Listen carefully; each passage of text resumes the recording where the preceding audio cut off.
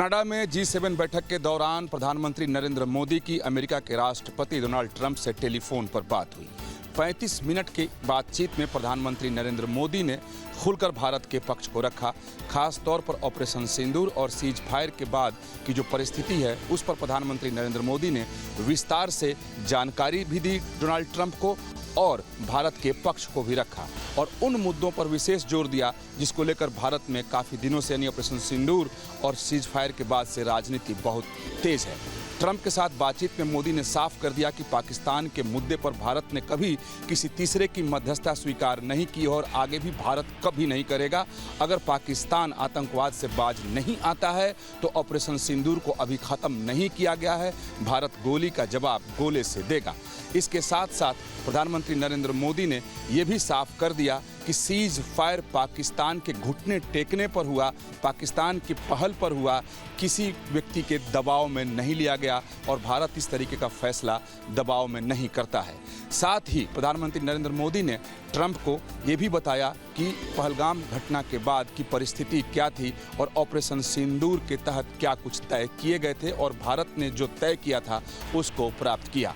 जो जानकारी मिली है उसके मुताबिक ट्रंप ने पहलगाम की घटना पर जो आतंकी हमला हुआ था उस पर अफसोस जाहिर किया और एक तरीके से भारत के पक्ष को सराहा। सहयोगी संजय शर्मा के साथ विकास चंद, news state, Uttar Pradesh, Uttarakhand.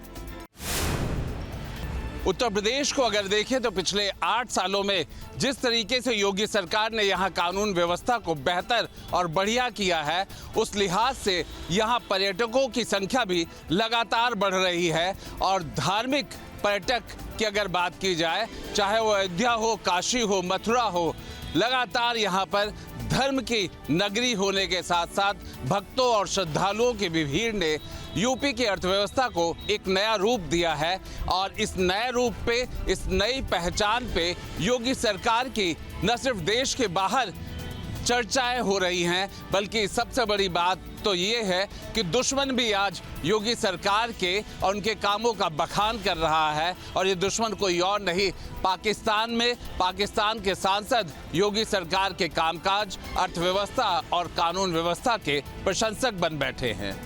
Video journalist सूफी खान के साथ आलोक पांडे, न्यूज स्टेट, लखनऊ। बिहार विधानसभा चुनाव से पहले आम आदमी की पैठ को बढ़ाने के लिए संजय सिंह कल पटना पहुंचे। आम आदमी पार्टी से सांसद संजय सिंह ने कल पटना में कई जनसभा को संबोधित किया, लोगों से मुलाकात की और ऐसे में देर रात खान सर से संजय सिंह की एक बड़ी मुलाकात हुई। इस मुलाकात के बाद ये कयास लगाए जा रहे हैं कि क्या खान सर आम आदमी पार्टी में आ सकते हैं, क्या खान सर चुनाव लड़ सकते हैं, क्योंकि बीते दिन संजय सिंह की मुलाकात होनी और कुछ दिन पहले खान सर की शादी हुई। हालांकि उसके बाद संजय सिंह ने कल खान सर से पटना में मुलाकात किया। अब मुलाकात के कई मायने जो है वो निकाले जा रहे हैं, जिसमें पहला मायने ये है कि क्या आगामी चुनाव में खान सर भी चुनाव लड़ सकते हैं, क्योंकि आम आदमी पार्टी अपनी पैठ बढ़ा रही है। और ऐसे में कई बार तस्वीरें सामने आई थी जब अरविंद केजरीवाल से खान सर की मुलाकात हुई थी।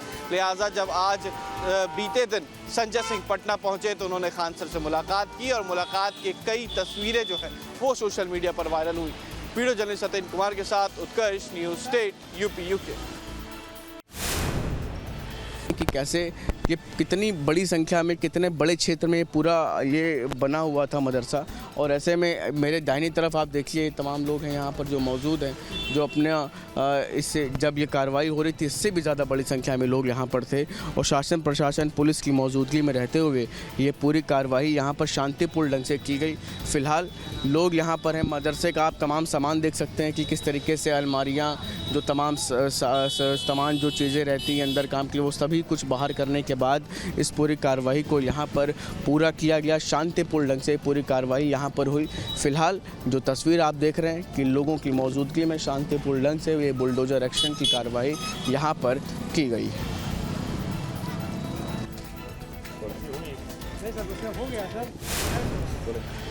श्रावस्ती में एक कहते हैं जीवन में कुछ भी स्थायी नहीं होता, सब कुछ अस्थायी है, चाहे वो मनुष्य हो या फिर कोई जगह।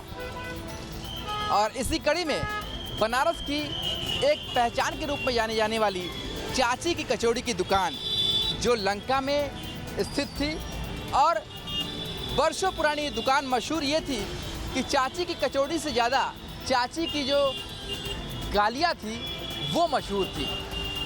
पर आज सड़क चौड़ीकरण के लिए चाची की वो वर्षों पुरानी दुकान भी ध्वस्त हो गई। साथ ही पहलवान की वो लस्सी जिसे पीने के लिए न सिर्फ पर्यटक न सिर्फ काशीवासी बल्कि दूर दराज से वीआईपी भी यहाँ पर आकर ठहरा करते थे, वो भी दुकान आज ध्वस्त हो गई है। आप देख सकते हैं इतिहास बन गई चाची की वो कचौड़ी की दुकान और पहलवान की लस्सी। साथ ही 50 से 60 वो दुकानें आज पूरी तरीके से ध्वस्त हो गई। रह गई तो सिर्फ वो यादें जो अब कहानियाँ बन गई हैं।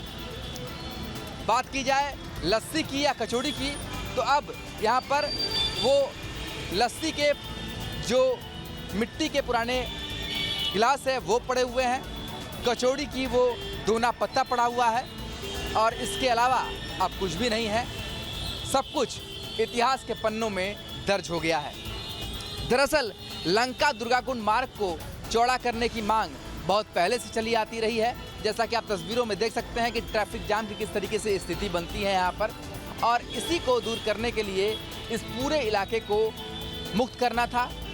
हालांकि ये जो ज़मीन थी ये संकट मोचन फाउंडेशन के नाम से थी, तो वहाँ के जो महंत हैं उन्हें मुआवजा भी दिया गया और बाकी यहाँ पर जो किराएदार थे, चाहे वो चाची की कचौड़ी की दुकान हो, पहलवान की लस्सी हो या फिर बाकी दुकानें थे, उनको खाली कराया गया और फिर बुलडोजर चला और सब कुछ ध्वस्त हो गया। यानी कि चाची की वो कचौड़ी की दुकान जो कचौड़ी के लिए मशहूर थी, गालियों के लिए मशहूर थी कि चाची जब कचौड़ी देती थी तो बनारस की वो गालियाँ सुनने के लिए लोग यहाँ पर आया करते थे और एक इमोशनल अटैचमेंट था यहाँ से। वो अटैचमेंट भी ख़त्म हुआ और पहलवान की वो लस्सी की दुकान और चाची की कचौड़ी की दुकान अब इतिहास के पन्नों में दर्ज हो गई। वीडियो जर्नलिस्ट शिवम मिश्रा के साथ सुशांत मुखर्जी, न्यूज़ स्टेट, वाराणसी। उत्तराखंड में छात्रवृत्ति का एक और घोटाला सामने आया है। धनराशि तो बहुत बड़ी नहीं है, लेकिन 91 लाख रुपए के इस घोटाले में साफ साफ दिख रहा है कि अल्पसंख्यक समुदाय के छात्रों को छात्रवृत्ति वितरण करने के मामले में घोर लापरवाही बरती गई है। ऐसे कुछ छात्रों को छात्रवृत्ति दे दी गई जो वहाँ पढ़ते भी नहीं थे, और जो उत्तर प्रदेश के छात्र यहाँ माइनॉरिटी के पढ़ते थे तो उनको भी छात्रवृत्ति दे दी गई। इसके साथ ही चूँकि यहाँ पर जितने भी संस्थान हैं, तो जब ये मामला नेशनल पोर्टल पर आया, किसी ने कंप्लेंट की, तो केंद्रीय अल्पसंख्यक मंत्रालय के निर्देश पर एक जांच हुई और जांच में यहां पर अल्पसंख्यक विभाग के सचिव धीराज सिंह गर्ब्याल ने सभी जिलाधिकारियों को निर्देश भेजकर रैंडमली एक जांच कराई, तो उसमें तकरीबन 91 लाख रुपए के इस घोटाले का पर्दाफाश हुआ। अब तकरीबन दर्जन भर संस्थानों के खिलाफ जो माइनॉरिटी की जो स्कॉलरशिप का डिस्ट्रीब्यूशन करते हैं, तो उनके खिलाफ अब FIR करने की तैयारी हो रही है। और ये भी हो रहा है कि भविष्य में इस तरह का ना हो कि कोई फुल प्रूफ सिस्टम इस तरह का बनाया जाए, उस पर भी काम शुरू हो गया है। और हाँ, यहाँ ये बात बताना भी बहुत ज़रूरी हो जाता है कि ये घोटाला केवल उत्तराखंड में नहीं, देश के सभी राज्यों में हुआ है और भारत सरकार के अल्पसंख्यक कल्याण मंत्रालय के निर्देश पर यह जांच सभी प्रदेशों में हो रही है। और उत्तराखंड में यहाँ पर शासन ने जल्द जांच कराकर कार्रवाई के संकेत भी दे दिए हैं और जांच भी पूरी कर दी है। अपने सहयोगी कैमरामैन सुनील कुमार के साथ न्यूज़ स्टेट के लिए देहरादून से अजीत सिंह राठी। अलीगढ़ के तहसील कोल के धौर्रा माफी इलाके की गाटा संख्या 265 की भूमि पर तकरीबन ये भूमि 14 बीघा बताई जा रही है और इस जमीन पर लगातार भूमाफियाओं के द्वारा लगातार निर्माण कार्य और बिक्री का कार्य चल रहा है। जी, हम बात कर रहे हैं अलीगढ़ के धौर्रा माफी इलाके में तो 265 गाटा संख्या जो ऊसर बंजर है, उस जमीन पर लगातार भूमाफियाओं के द्वारा बिल्डिंग का एक निर्माण कराया जा रहा है। इसको लेके शिकायतकर्ता हाशिम के द्वारा लगातार पत्र के माध्यम से SDM कोल या फिर उसके अलावा जिलाधिकारी अलीगढ़ और अलीगढ़ विकास प्राधिकरण के उपाध्यक्ष सचिव सहित अलीगढ़ की मंडलायुक्त को लगातार शिकायत दी जा रही है। इसके बाद भी लगातार माफियाओं के द्वारा निर्माण कार्य कराया जा रहा है। कह सकते हैं कि करोड़ों रुपए की जमीन पर जिस तरह से निर्माण कार्य चल रहा है, वहीं अधिकारियों के द्वारा पूरी तरह आंखें मूंद रखी है। कहीं न कहीं एक भ्रष्टाचार की ओर इशारा जरूर है। हाशिम का कहना है कि वो पिछले 6 महीने से लगातार अधिकारियों के दफ्तरों के चक्कर काट रहा है और जबकि 14 बीघा सरकारी जमीन जिसका गाटा संख्या 265 नंबर है उस पर अधिकारी कागजी कार्रवाई तो कर रहे हैं लेकिन मौके पर जाकर कोई भी निर्माण कार्य होने से नहीं रोक रहा। न्यूज स्टेट के लिए अलीगढ़ से धीरेन्द्र सिंह। ईरान और इजराइल के बीच जहां महाजंग जारी है, वहीं पर उत्तर प्रदेश के कौशाम्बी जिले से सैकड़ों लोग हैं जो वहां पर फंसे बताए जा रहे हैं। बात किया जाए तो वहां पर कुछ विद्यार्थी हैं जो पढ़ाई करने के लिए गए थे, ज़ियारत हासिल करने के लिए गए थे, और कुछ ऐसे भी लोग हैं जो वहां पर तालीम ग्रहण करने के लिए गए थे। इसमें मौलाना हैं और तमाम विद्यार्थी हैं। ऐसा बताया जा रहा है कि मुहर्रम के पर्व पर उन लोगों का अक्सर आना हुआ करता था, लेकिन ईरान और इजराइल के बीच महाजंग जारी होने के चलते इस बार जो एयरबेस फ़्लाइट रद्द हो गई हैं, जिसके चलते वो लोग यहाँ पर नहीं शामिल हो गए। जब इस पूरे मामले में हम इस वक्त इस गांव में मौजूद हैं जहाँ पे यहाँ के काफ़ी लोग ईरान में मौजूद हैं, और जिसके चलते यहाँ पे लोगों से जब बात की गई तो बताया कि वो हम लोगों का कम्युनिकेशन होता है। कुछ लोग हैं जो कम्युनिकेशन गैप भी हुआ, लेकिन हम लोगों के परिजनों से, रिश्तेदारों से बात हुई तो वो वहाँ पर मौजूद हैं और सारी कम्युनिकेशन होने के चलते कोई ऐसी समस्याएँ नहीं हैं। कौशाम्बी से नरेंद्र सिंह, न्यूज स्टेट, उत्तर प्रदेश। महामहिम राष्ट्रपति द्रौपदी मुर्मू कल 5:30 बजे देहरादून पहुंचेंगी। देहरादून स्थित जो राष्ट्रपति आवास है, जिसको आशियाना के नाम से जानते हैं, वो अपने राष्ट्रपति आवास पर पहुंचेंगी और उनका उत्तराखंड का ये 3 दिन का दौरा है। कल वो सीधे अपने आवास पहुंचकर विश्राम करेंगे और उसके अगले दिन आशियाना की बगल में ही एक पार्क पब्लिक को समर्पित करेंगी, जो इसको तैयार किया गया है, जिसको फॉरेस्ट डिपार्टमेंट ने पूरी तरह से तैयार किया है। वो पब्लिक को समर्पित करेंगी और इसके बाद फिर उनका समय रिजर्व रहेगा। वो मुख्यमंत्री, गवर्नर या जो अति विशिष्ट महानुभाव है, हो सकता है उनसे मुलाकात भी करे। इसके अलावा 21 जून को सुबह वो अंतर्राष्ट्रीय योग दिवस में जिला पुलिस लाइन देहरादून में प्रतिभाग करेंगी और उसके बाद मुख्यमंत्री और राज्यपाल से भेंट करने के बाद वो दोपहर में दिल्ली के लिए रवाना हो जाएगी। इसके लिए यहाँ पर सुरक्षा के कड़े बंदोबस्त किए गए हैं और डीजीपी दीपम सेठ लगातार सिक्योरिटी की मॉनिटरिंग कर रहे हैं और भारी पुलिस बल यहाँ पर राष्ट्रपति की सुरक्षा के लिए लगाया गया है। किसी भी तरह की चूक ना हो, सेंट्रल एजेंसी भी यहाँ पर सक्रिय हो गई हैं, आईबी यहाँ पर सक्रिय हैं और इंटेलिजेंस को भी यहाँ पर सक्रिय किया गया है। सुरक्षा के बहुत चाक चौबंद, बहुत बड़े और बहुत पुख्ता इंतजाम किए गए हैं ताकि किसी भी तरह की कोई चूक ना रहे। 3 दिन के द्रौपदी मुर्मू के इस दौरे को लेकर के राज्य सरकार ने भी अपनी तैयारी पूरी कर ली है। अपने सहयोगी कैमरामैन सुनील कुमार के साथ न्यूज स्टेट के लिए देहरादून से अजीत सिंह राठी। मथुरा में हुए टीला कांड में एक बड़ा खुलासा हुआ है। भूमाफियाओं की पार्टनरशिप के दस्तावेज सामने आए हैं।